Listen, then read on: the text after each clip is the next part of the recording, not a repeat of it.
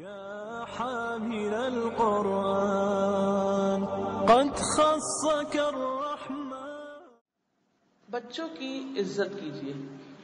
ہم ہمیشہ پڑھتے ہیں بڑوں کی عزت کیجیے، لیکن بات یہ ہے کہ اگر آپ چاہتے ہیں کہ بڑوں کی عزت ہو تو انہیں بچوں کو بھی رسپیکٹ دینا ہوگی.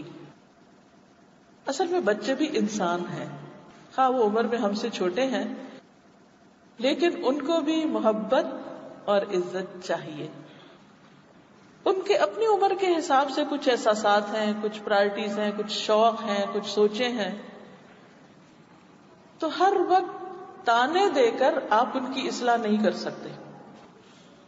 آپ ان کو آرام سے سنیں، عزت سے ڈیل کریں، کیونکہ عزت دیں گے تو عزت ملے گی. اگر ہم بچوں کی نہیں کریں گے تو وہ ہماری نہیں کریں گے.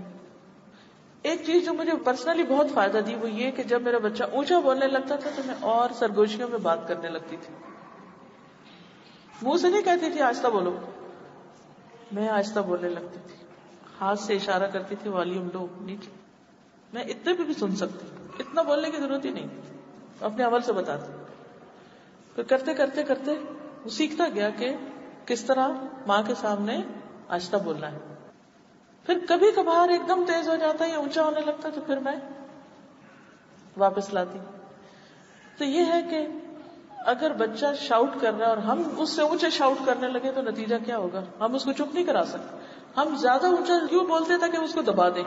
دبانے سے کوئی چیز حل نہیں ہوتی، مسئلہ نہیں حل ہوتا، مسئلہ وہی رہے گا، وہ سیکھے گا نہیں. ہو سکتا وقتی طور پہ چپ کر جائے، لیکن پھر اسے موقع ملے گا تو پھر وہی کرے گا، اور پھر ہم پریشان ہی ہوتے رہیں گے ساری زندگی. تو اس کا سولوشن دیکھیے. عزت کرنے کے کئی انداز ہیں، طریقے ہیں. نمبر 1، ٹون آف وائس، اپنے آواز کے اتار چڑھاؤ سے. جی بیٹا آپ نے یہ کام کر لیا. ایک انداز ہے کام کر لیا تم نے. اب ہم اپنی جو وائس کی ٹون اینڈ پچ ہے اس کو ذرا ریکارڈ کر کے سنیں کہ ہم کس سٹائل میں بول رہے ہیں بچوں کے ساتھ.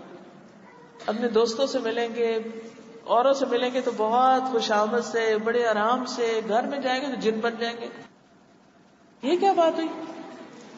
کیا ہمارے پیارے عزت کے مستحق نہیں؟ ان کا کیا قصور ہے کہ ہماری محبت ان کو نہ ملے؟